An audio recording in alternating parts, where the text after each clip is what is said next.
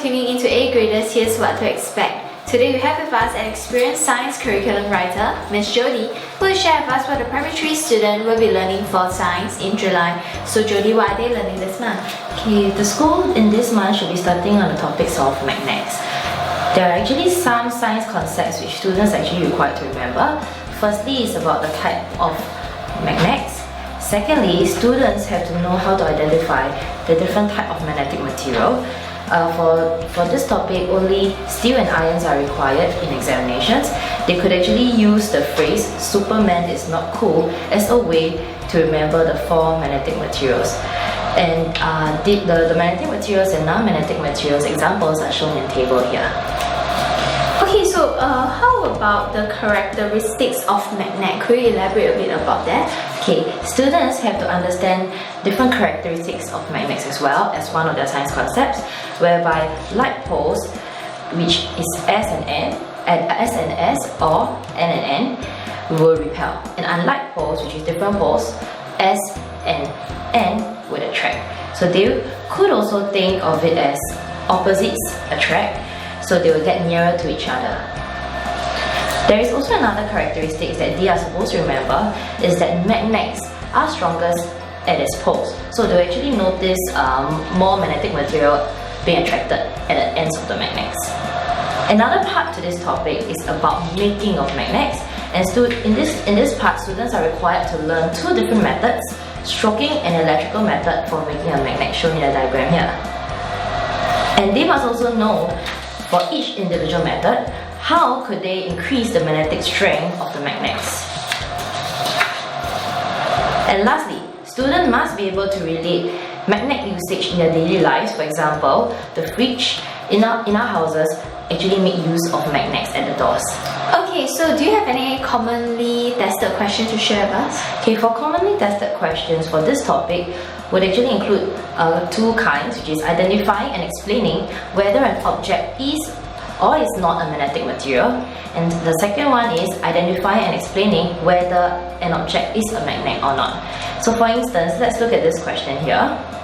Okay, in this question, students are required to identify whether an object is magnetic or not. So if you look at the question for part A, alright, since the object moves along the magnet as written in the question, this actually indicates that it is attracted to it. So since the object is attracted to the magnet, it must be a magnetic material.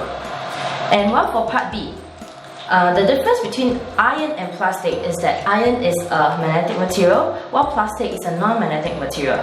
And they learned that magnetism can only pass through non-magnetic material, which is a plastic. Hence, they will actually see that the toy will remain in the same position, as magnetism cannot pass through the iron to attract the object A. And if you look at part C, students must explain using science concept that iron is a magnetic material, thus magnetism cannot pass through. Now let's look at another common question. So in this question here, students are required to identify the difference between a magnetic material, a magnet, and a non-magnetic material. So for part A, students have to understand that repulsion only happens when like poles are facing each other. So since only magnets have poles, so A and B are magnets as they repel. And for part B, they actually have to use scientific concepts to explain why A and B are magnets and not magnetic materials. So magnetic materials will be attracted to magnets, so they can never repel, while repulsion only happens between the like poles of the magnets. So for part C, they're actually asking what type of material object C is made of, and since C is attracted to A and they do not show any repulsion, so it is a magnetic material.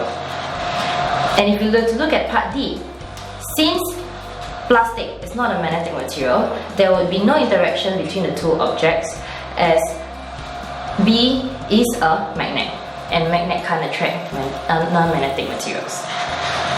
Alright, if you look at the 2 questions I showed you earlier, students actually have to know that magnets are made of magnetic material, but they are not categorized as a magnetic material. So students, this is a very crucial part, and students have to know the differences, and they have to know that magnets would have poles while magnetic material does not. Okay, so we have actually prepared a useful concept map that summarizes the magnetic topic. So click on the link below to download them. Thank you very much. Thank you.